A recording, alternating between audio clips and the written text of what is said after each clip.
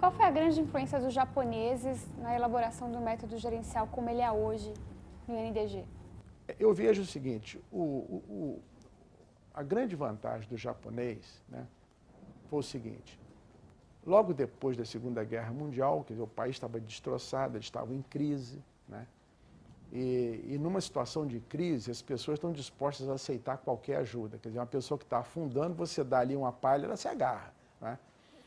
E naquela época, o governo americano mandou 2 professores americanos para lá, mandou primeiro o professor Deming, né? E ele trabalhou muito lá, e depois de poucos anos chegou o professor Juran, né? O professor Deming, ele tinha uma tendenciosidade para estatística e para análise estatística. O professor Juran já tinha mais uma visão sistêmica, de metodologia, né?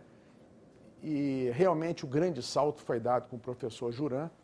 Agora, qual foi a vantagem do japonês? A vantagem do japonês é que ele estava no desespero naquela época, se agarrou nessas coisas, levou a sério, desenvolveu o método do professor Juran e as técnicas do professor Deming, né?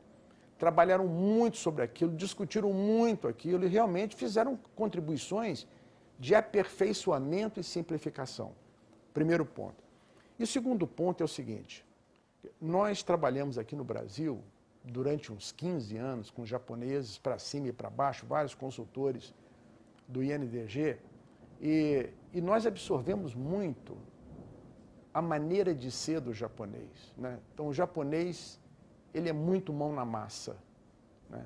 O japonês não gosta muito de dar aula, o japonês não gosta muito de curso, ele gosta de ensinar fazendo, ele gosta de te jogar no fogo. Muitas vezes, eu ia junto com um consultor japonês para uma empresa, naquela época, uns 15 anos atrás, 15 ou 20 anos atrás, e alguém fazia uma pergunta difícil, ele falou assim, não, esta pergunta o Falcone vai responder, e eu naquele aperto. Quer dizer, o japonês é assim, ele coloca você no fogo para que você se vire.